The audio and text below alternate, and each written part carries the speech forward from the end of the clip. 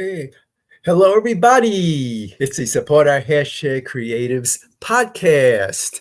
Um, my name is Alan Greenstein. I'm the founder of Support Our Hashtag Creatives. The goal of the organization is to level the playing field for underrepresented creatives and artists so that they have the same opportunities as everybody else to get their works created, distributed, and seen. I'm also on the board of directors of the Bella Levy Foundation.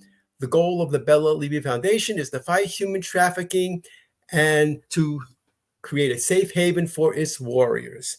So I'm so happy tonight to have our guest, writer-director Guinevere Thomas, also a graduate of the AFI Conservatory. So we'll be talking about both of those tonight, and let's see where the conversation leads. So welcome, Guinevere. So nice to have you on. Why don't you briefly introduce yourself? Hi, Alan. Thank you so much for having me. My name is Guinevere. I'm a writer-director. I'm currently working as an executive assistant as well for C. Robert Cargill, the horror director. I first it's super cool. And I went to the American Film Institute. Before that, I was a graduate of George Washington University, where I majored in journalism. But I kind of started my film journey at my high school. Actually, they had a film program, and that's kind of how I got started in film. So, Oh, very nice. Yeah. So give us a little more information about how you got started in film. So actually, it's a funny story. My dad, he is a film critic actually back home. He started very small, just like reviewing films with his friends, like writing at the local newspaper, and they also had a local TV show. And they didn't get paid. They would just go on the public access show and just talk about movies all the time. And then it Wow. kind of got bigger. And I guess that's whenever I was born, when it got bigger. And so he would I didn't really know what he did. I just knew that we got to cut everybody in line at the movies and like sit at the front. But all I knew was like we would. I would just watch a lot of movies because he would always take me to the Saturday morning, the kids' movies and stuff. And I really fell in love with movies because of that. But I didn't really know I wanted to be a filmmaker at first. I thought I wanted to be an actress actually. I cannot act. If you see my like previous work, which is sealed in a dungeon, I'm in those movies and I'm terrible. But so I didn't really realize that you could be like a filmmaker, like a Black woman could be a filmmaker until high school. We had a film program.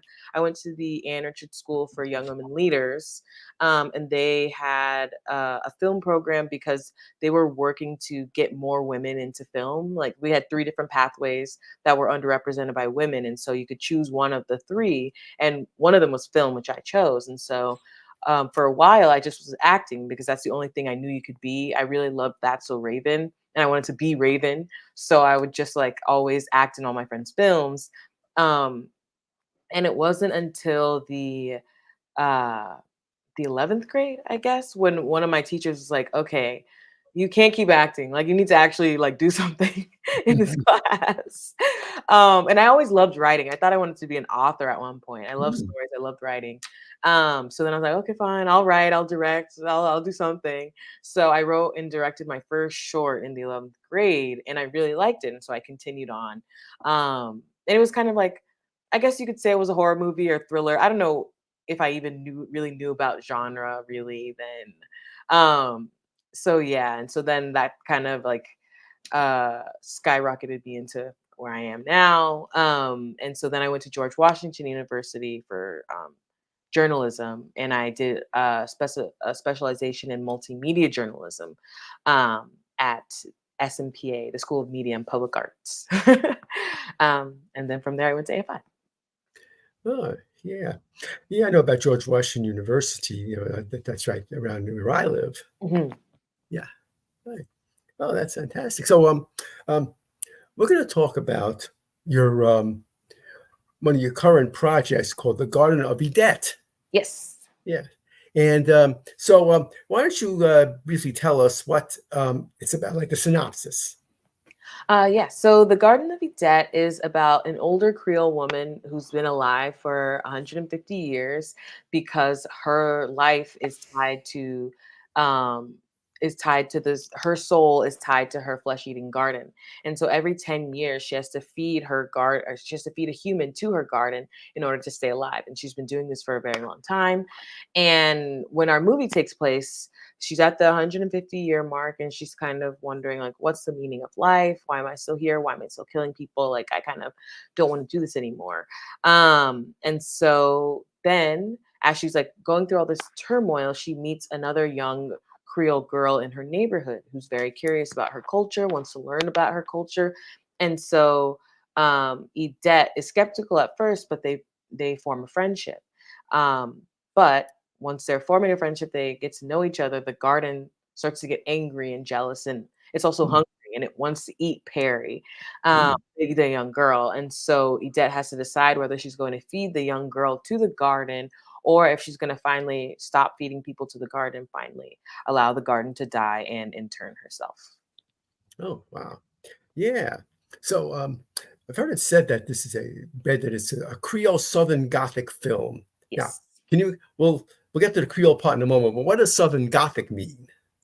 So Southern Gothic film, oftentimes, I'm not. I'd like to say I'm the expert, but I'm not the expert. But so Southern Gothic film is a dark tale that happens most of the time in one specific place. It's where like an original sin kind of happens in the story, and it haunts the place in which the rest of the story takes place. And so oftentimes they have fatalistic endings because of that original sin that happens. It alters the course of the rest of the story to where there will not be a happy ending. And so yeah, it's dark, it's creepy. It happens in the South, obviously. And a lot of times it's talking about the oppression of a certain group. So the oppression of women, a lot of times they're talking about the oppression of women and in the patriarchy, or they can also be talking about the oppression of like Black people within whiteness and the white patriarchy system. So that's oftentimes what a Southern Gothic can be classified as. Oh, okay. Yeah. And tell us about your connections to the Creole culture.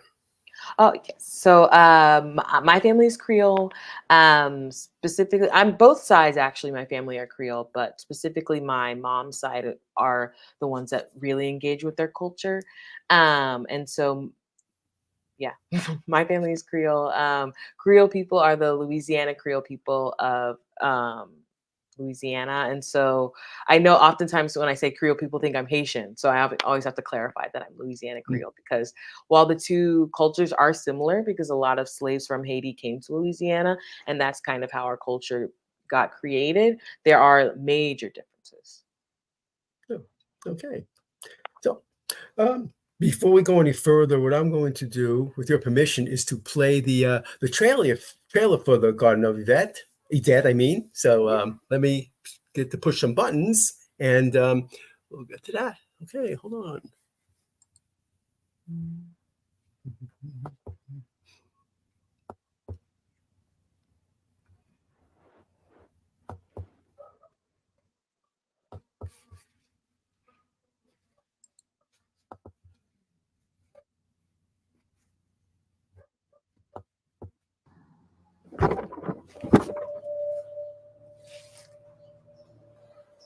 I think you must be lost. Missy Dead? Why don't you come inside? It's amazing, all of the Creole stuff you have here. What about your kids? I never had any children. Do you know what happened to my hand? I've never seen anything like this before. Stop it. After being cursed by her family of witches, this garden began to morph into a magical entity.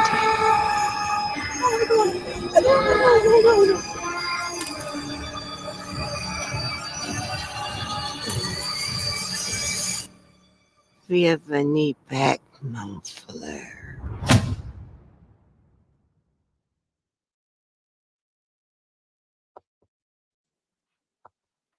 Okay. Did you hear that okay and see it? Want to make Hmm. sure. Yeah, yeah. Good. All right. Fantastic. All right. Very interesting, dark storyline going on there. Mhm. Yeah. And I met you at the DC Black Film Festival a couple of months ago, where this was one of the films that was screened. Yes. So that's it. I went up to talk to you and asked you to be on my podcast, and that's why you're here today. Mhm. Okay. So um, explain how you came up with the storyline. So this is an interesting story. It was actually a week before going to AFI. I had already moved to California, and one of our pre-summer assignments, I guess, was to come up with three log lines that you could develop in one of your short film classes. And I, of course, was procrastinating. I had two stories already that I knew I wanted to do. I wanted to do either one of those, so I didn't really have a third one, and I was like, "Ah, the third one doesn't matter," but I just couldn't come up with an idea. So I was just walking around my neighborhood with my friend. She often doesn't get put in the story. Usually, I just talk about myself. But I was walking in the neighborhood with my friend and her dog, and so we were walking, and we walked by this woman's house. She had a kumquat tree, and back home in the South, my mom would always, if we saw someone with a fruit tree, my mom would always make me get out of the car and take the fruit from their yard. And so I was just used to doing it. And so I came over to the woman's house, and I was taking kumquats out of her trees, and she comes out right as I'm taking the kumquat out of her tree, and I was like, oh no. Um, and she was an older woman, and she was smiling. It didn't bother her, but then I could like see into her garden, and I was complimenting her on her garden. She had this crazy, like, beautiful garden, full of all these exotic plants that I'd never seen before. She was like, "Oh, like, do you want to come in and see my garden?" I was like, okay, yeah, sure." So I went inside the garden, and I was just looking, and my friend was outside. I was just like being like, "What are you doing?" And so I'm inside and I'm looking around, and she's like, "Oh, I was like, "Oh, wow, you have all these plants. Like, do you sell them? Like, what are you doing with all these plants? You have so many." She's like, "Oh, no, I could never part with a single one of them." And I was Mm. like, "Oh, uh, okay, I gotta go." So then I just left. Unlike the story, I left. I did not come back. Um, I would still see her in my neighborhood, but I would just wave and keep driving. I never walked by her house again. Um, but yeah, and so then that's kind of like what gave me the idea for the story. And then I infused my culture into it, because we have a lot of tales of witches and things like that. And so I wanted to add that in to my story. So that's kind of how she became um, the mother of the garden. Oh, wow, yeah, yeah. I saw the film, it's like falls into the kind of like the classic horror genre, Mhm, but, it was basically as you have strong characters, spooky situations, and redemption. mhm. So, that's what I'm always looking for when I'm watching something that's of that genre, or I consider it to be that genre when that happens. Mhm. Yeah, okay, so how did you cast the film? How did you find the people who were in it? So our casting situation was a little bit unorthodox, just because we were trying to find Creole actors, Louisiana actors. Um, and so in the film, they speak Coutivinie, which is a dialect of Louisiana Creole that we speak. And so, but I don't speak it. And so that was a little bit of a barrier when we were trying to find people. We had a casting director who was helping us, but specifically, we found Perry pretty easily. She's great, as I already have seen. If you've seen the film, she's a great actress, and I'm so grateful that we found her. She also speaks French, so that kind of helped her understand, even though Perry herself doesn't speak Creole in the film. But when it came to finding Edette, that was the real struggle, because it's really hard. I mean, in LA, it's really hard to find black actors for some reason. I don't know, like, what's happening. I mean, I know what's happening. Like, a lot of black people aren't encouraged to pursue uh, jobs in the arts, and so that leads us to a disservice in trying to find these people, and it lowers our pool of actors. So that's one. But then also, one, it's hard to find Black actors, and two, it's hard to find older actors because most people have Mm. retired, or a lot of older actors are like already the famous actors. It's hard to find like smaller indie actors, and then when you put those two together, it's really hard to find a Black older actress who's willing to do the film, who's not like a huge name already that like us as students like can access. And so we were trying, since we went to AFI, we were trying to go out to these bigger people because we had the AFI name backing us up. But a lot of these people were working, they're on TV shows, they're getting paid. We could not really pay them. Yes. And so we did have we had trouble, and we started early trying to find our debt. It wasn't until we almost had my mother play Edette because we just couldn't find an older Black actress. And my mom is Creole, and even though she doesn't speak the language, she is pretty her mom spoke it, and so she would be able to pick it up. So I was like, well, Mom, you're gonna have to be Edette.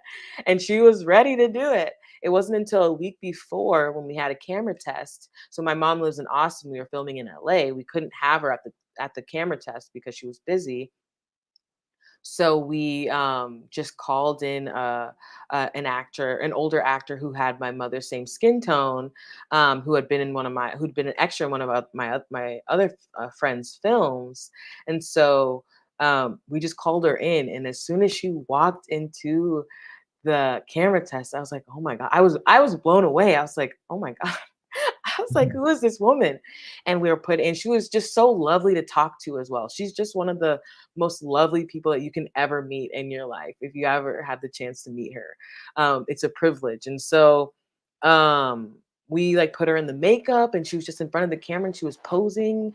And I was just like, wow, like I was enchanted by her, if I'm being completely honest. And so then the next day, I'm with my cinematographer, and we're doing our hour by hour meeting. Like, we're up against production. We are about to film the next week. And he's just like, we're talking about the logistics of my mom getting there and how it's going to be hard. And then he just suggests, he's like, so like, he was joking, but he's like, what if Miss Gwen played Edette? And I had already been thinking that in my mind, but he just verbalized it. And I was like, that's a great idea. And so then I called her, and I was like, oh, Miss Gwen, like, that's the actress's name. I was like, Miss Gwen, can you please, like, would you want to be in this film? Like, I know you just came for the camera test, and I don't know if you're free, but would you want to be in this movie? And she agreed. And so that's how we found Edette. It was very, yeah, very stressful, but I'm so glad we found her. She was perfect. Oh, that's a great story. Yeah. Mhm. Okay. Okay. We're going to continue discussing the film after this brief commercial, and we'll be right back. I'm Alan Greenstein, founder and producer at Support Our Hashtag Creatives. At Support Our Hashtag Creatives, I offer a number of services to support those developing a project. Check out the services tab of my website at supportourcreatives.com. If you are interested, please use the contact tab on my website or email me directly at alan@supportourcreatives.com. Okay, we're back. Okay, let's continue our discussion of the Garden of Edette. Okay. So, did you do any fundraising or sponsorship to get the word out that you were going to be making this film? Yeah, my film was made through the AFI program, through my second year thesis program. And so a part of that is fundraising. AFI does give you at least for us, they gave us a little bit of money up front. They gave us $14,000 with a $3,000 like added scholarship. So they gave us $17,000 to start out. And they allowed us to raise up to $65,000. And so me personally, I was like, I don't know how we're going to raise 65,000, but for a movie this big with a moving, eating garden, I was like, we need a lot of money. And so my goal was to raise up to the 65,000. So our main strategy was just to talk to the people that we know. We made a website. We did social media campaigns. I was always like, I'm not really that much of an Instagram person, but for this film, I was always on Instagram, just like posting stories, talking about it. I'd be like, okay, now we're at 30,000, now we're at 40. Can you get us to 50? um, I was just taking all the skills I learned from like I used to be a Girl Scout, so all the skills I learned from selling Girl Scout cookies and doing a bunch of fundraisers at school for like student council. I was taking all those in and trying to figure out how to raise more money for our film, and we ended up getting it. We ended up getting the 65,000 with help from our bigger donors, like one of my professors from GW. Stephen Roberts, my mom, who's the executive producer, she put in a good chunk of money. But it's just from people who like believed in us and who had seen our passion throughout the years and were finally seeing us achieve like a big goal like this. So we also had a matching grant from Adobe because AFI is a nonprofit, we were able to get a matching grant. So we got a matching grant from Adobe. Um, and yeah, but most of our donations are from just people that we know, uh, which I love. Shout out to the community. Love you. Thank you so much for supporting this film. We couldn't have done it without you. That's why in our film, the credits are so long because we had so many people who donated to the film. So yeah. Oh yeah. I'm always reading the credits. I always love that. Ever since I was really young, I say, like watching TV, I would say, don't change the channel yet. I want to read the credits because Mhm. that's one of the things that inspired me to get into the business. Is Yeah. all these different roles that people play. So, Mhm. but anyway, that's a great story about the funding. That's obviously it's always a big challenge, but I'm so glad that you were successful in what you were trying to do. It's fantastic. Yeah. Okay. See, so was the film actually made in Louisiana? No. So unfortunately, that's what I wanted to do Oh, originally. okay. However, AFI, I don't know if they changed it now, but whenever I went there, which was like a year ago, but whenever I went there, you could not travel outside of the 30-mile radius of Los Angeles Oh, to do your thesis film. And so that's why it was also I knew we needed more money to achieve this, just to have that feel of Louisiana, but then also like LA is much cheaper than Louisiana. I'm sorry, other way around. Los Angeles is much more expensive than Louisiana, so I knew that it was gonna. That's why we needed that extra money. So no, it was not filmed there. okay. But you did it in Los Angeles then. Yeah, we did it in Altadena. Yeah. Oh, Altadena. Okay. Yeah.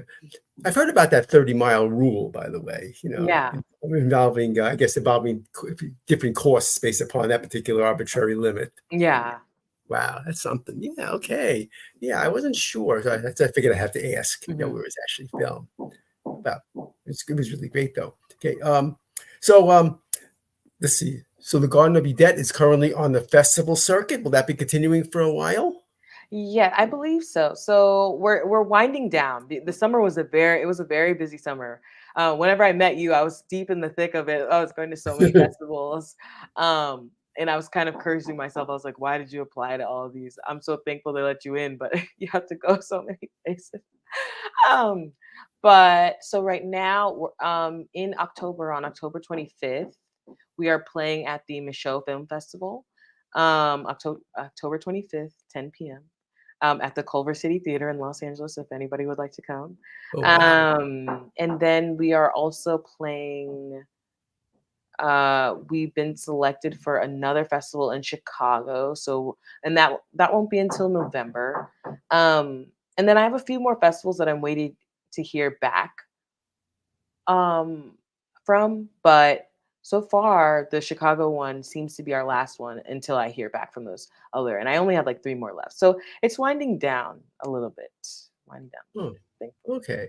So after at the festival circuit, what are your plans for distribution or whatever once this festival circuit is over? So actually, the Michaud Film Festival, I just got a notification that they're doing a partnership with Roku. So I'm not Oh, sure what that means for short films. I have to look into it, obviously.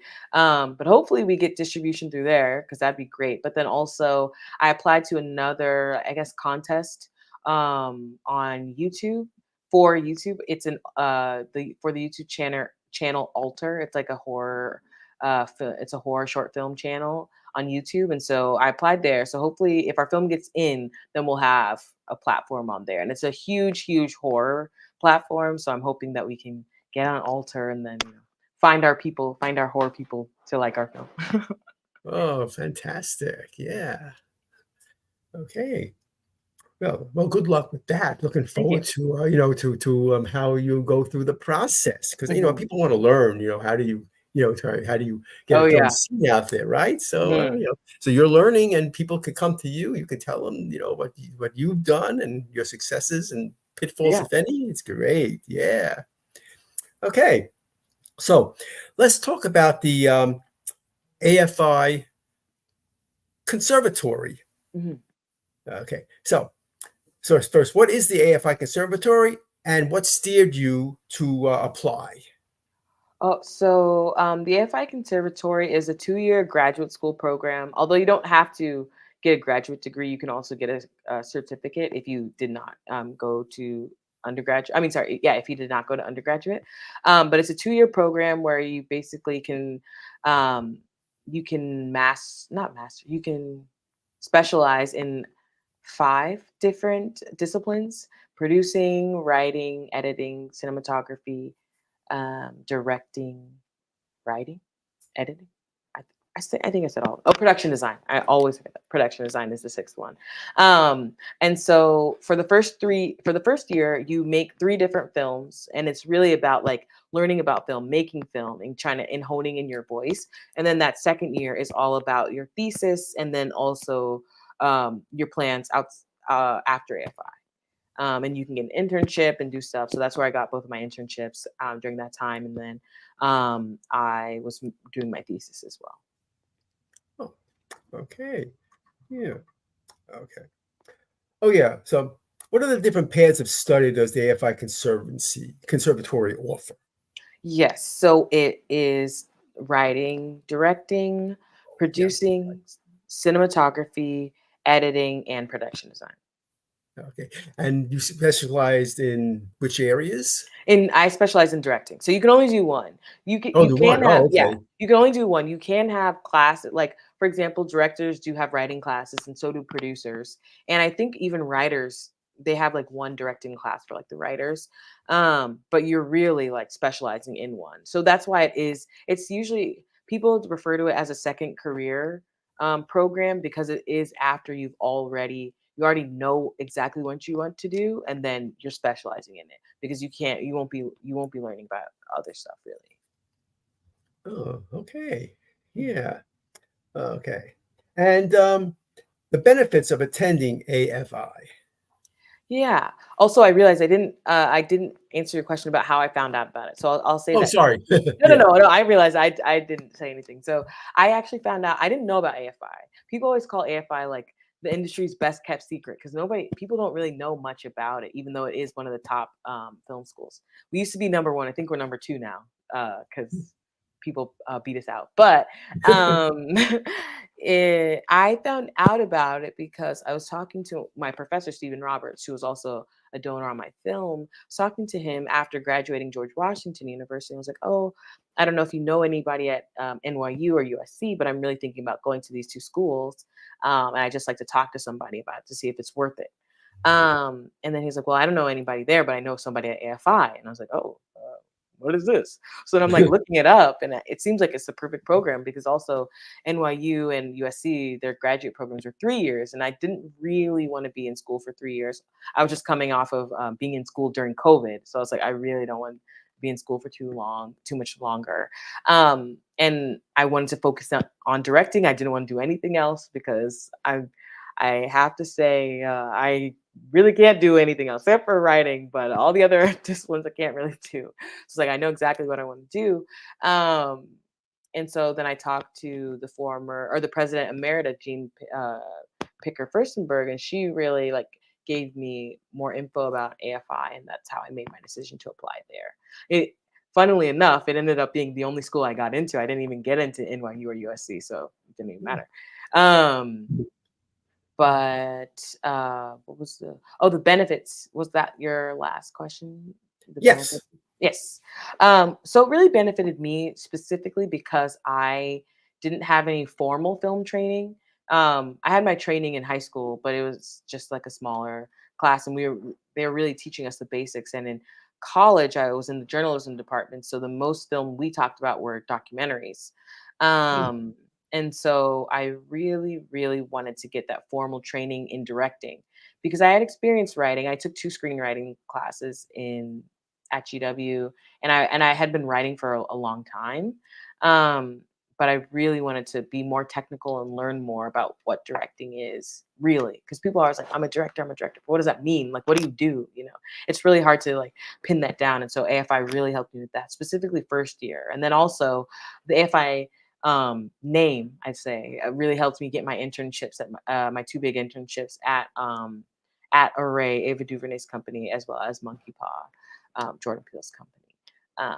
And so, yeah, that really helped me get those internships, and I'm extremely grateful for those 2 opportunities as well.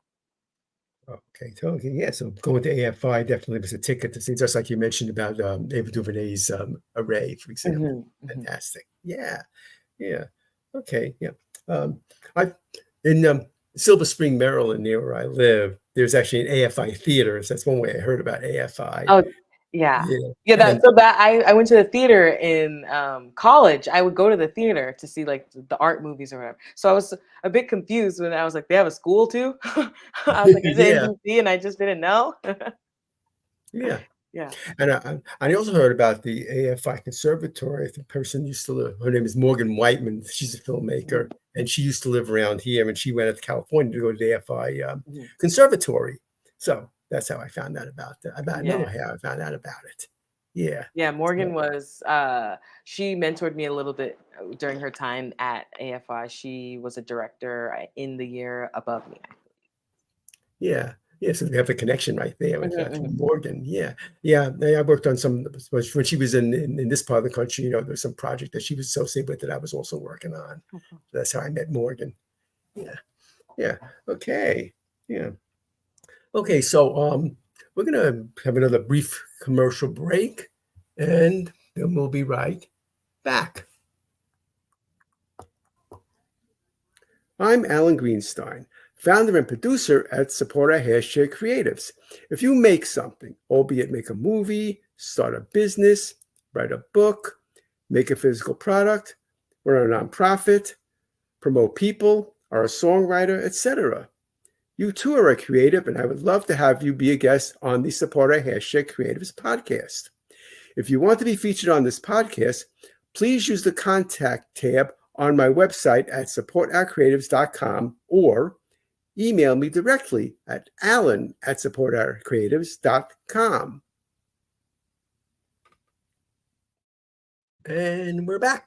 Okay. So I was going to ask you about your favorite disciplines in filmmaking, but it seems that this horror Southern Gothic genre that must probably is your favorite.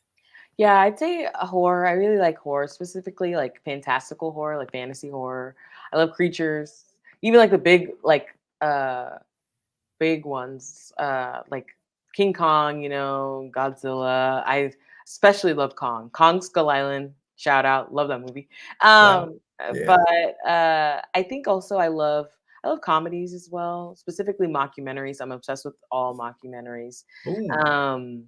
And noir films. I always forget to mention that, but that was kind of my introduction into film, into like serious film, was like noir movies. One of my favorite movies is The Maltese Falcon. I also love Seven as well, and Double Indemnity. Oh, love that movie too. Oh yeah. I mean I like the film noir type of films. Matter of fact, it's Laura is my favorite from 1944. Oh, I still have yet to see that one, but that's on my list. I really want to see that one. Yeah. Yeah. So that's really, really. I mean, it's just the perfect classic noir, situation with the hard-boiled detective and all that sort of stuff. Yeah. So I find that was really, really cool. Yeah. Okay. But so you also like to get into comedy too?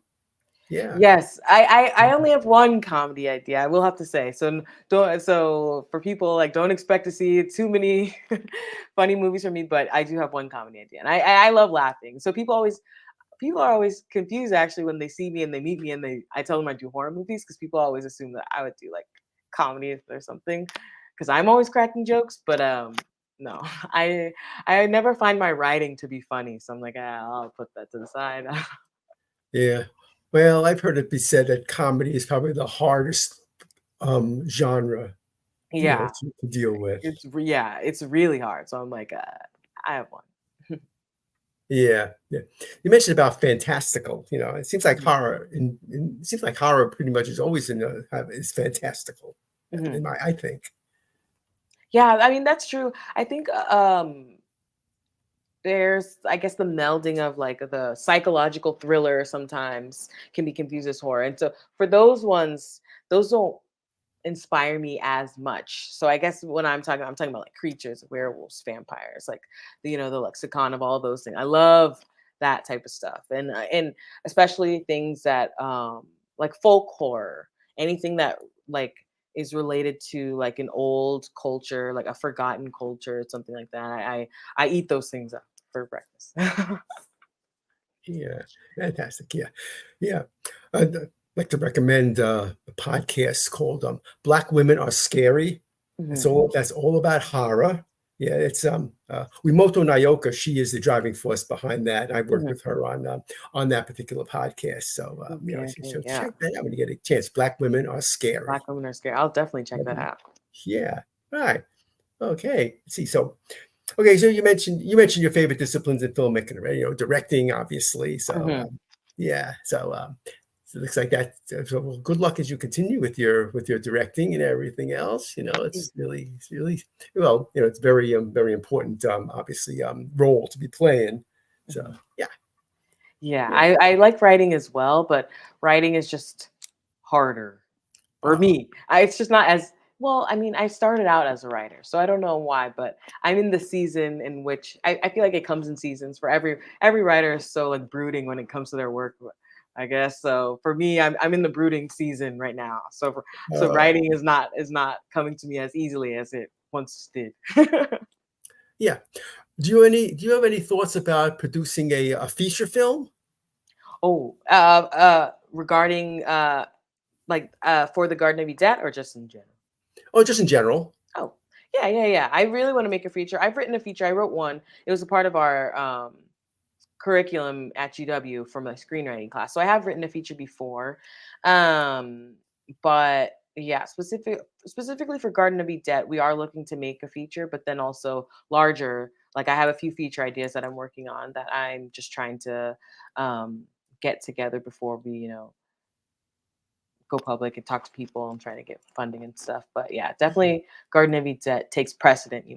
Got to Yeah. see this story through. Got to see Edet through. Yeah. Well, I mean, the idea about expanding it into a feature, I think that's a fantastic idea. Thank you. Yeah, Yeah. yeah, it is. Okay.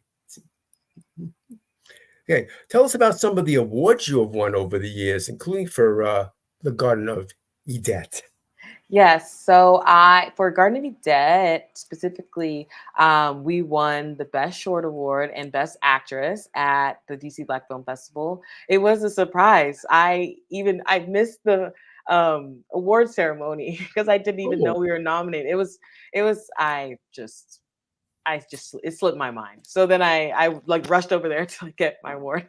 Um, and then we also won Best Production and Best Costume and Makeup at the New Orleans Black Film. The New Orleans Film the Black Film Festival of New Orleans.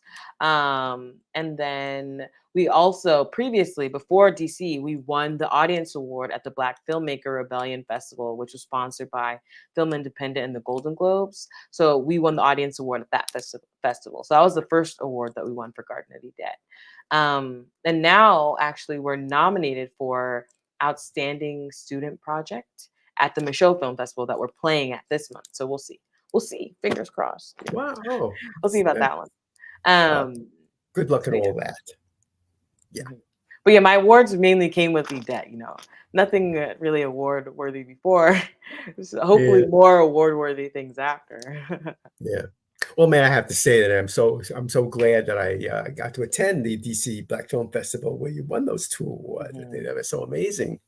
Yeah, yeah. I'm so glad I met you, and it was such a great festival, and I think also I started kind of making real movies in DC, and so to come back with my first like big movie to DC was like such a full circle moment. So it was very satisfying to be Yeah. Okay. Yeah. Okay. Okay. So I guess if people are interested in the American Film Institute, they can go search for that on the web there. and because after I started researching some more after you agreed to be on the show, so I can learn more about what it's all about. Mhm. But I mean, it sounds like for prospective filmmakers, definitely have to consider that. Yeah, definitely. I would say it because all the stuff I said before, but then also it helped us raise the money for our film since it is a nonprofit, and they also gave us money, which was great too. Because I heard recently that most film schools don't help out and don't give like the seed money. So I was like, oh, Hmm. AFI, okay, Oh, okay. thank you. Yeah. Oh, that's great. Yeah. Okay. So, what's the best way for people to get in touch with you? So I'll say two different. So in order to find out more about the film, you can look at the Instagram link, thegardenofedet.com. But then also to contact me, I have my Instagram, which is Gwynny_the_poo at Instagram.com. But then also there is Guinevere Thomas, Guinevere-Thomas.com. So either way, you can follow me or check out my website. I still need to update it, but check out my website and you can contact me through there. And yeah. Yeah. Yeah. Okay. Yeah, I have the Garden of Eden posted, right here on the screen, Yeah, exactly. as you can Yeah, so see. Right. Yeah. But for those who are just listening, because you can also just have audio only, it's good yeah. to know that the various places that we can get in touch with you. Mhm. And I just noticed, which I should have noticed before, that June DeGuiso, who is a filmmaker I work with, Yeah. is watching tonight. Hi, Hello. June. So glad you're here once again. He's a great supporter of the podcast, Mhm. and I'm working on with him on. I'm executive producer on his films, Oh, as wow. well as my wife Randy and I. We are also acting in his films too. Oh, So amazing. June gives opportunities to people, and among other things, that's how Randy and I started. I mean, I'm going to be in, I guess, the sixth film Wow. of his coming up. So Congratulations. yeah, so it's really been great when I met June and the opportunities that he's provided. So it's really great. So you should look him up. So it's really great. Definitely. Yeah. So once again, thanks, June. Nice to have you here. Okay. Do you have anything else that you would like to mention? Um, no, just follow us on Instagram. Like I said before, I'm always on there. I'm always updating. You'll know exactly where we are, where we'll be for the film. And yeah, just stay tuned. We have a few things coming for the film that I can't mention right now. Still like Okay, that's I forming, but understand. yeah. But so yeah, just tune into the Instagram and you'll get some info soon, hopefully. Yeah, yeah. Okay, yeah. So you mentioned that your other the Instagram is wrong one. It's Oh Gwynny yeah, the Pooh, right? Is yes, that right? but with Yeah. one N, with one N. Oh, one N. Sorry about that. Okay. So it's a GUINY_THE_POOH on Mhm. Instagram. That's your personal one. So that's Mhm. another good place to go to get in touch with you. Yes. Okay. Yeah. All right. I guess I messed up that. But anyways, one N. Yeah. Yeah. Yeah, they'll see. They'll know. They'll Yeah. Okay. Yeah. I think that's a cute name too, by the way. Oh, thanks. It was my nickname growing up, and so I was like, Oh, yeah. Well, I understand. Right. Well, um, okay then. So I'd like to thank everybody for joining us tonight on the Supporter #Creatives podcast.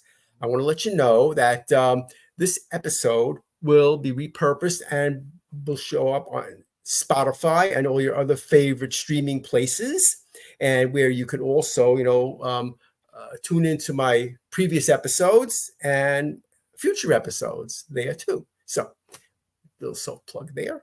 So I once again thank Guinevere for being on tonight.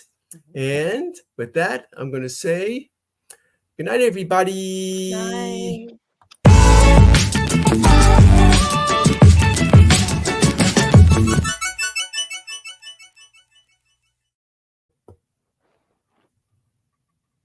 Here's a message about Crystal Starnes, advocate for victims, and podcaster.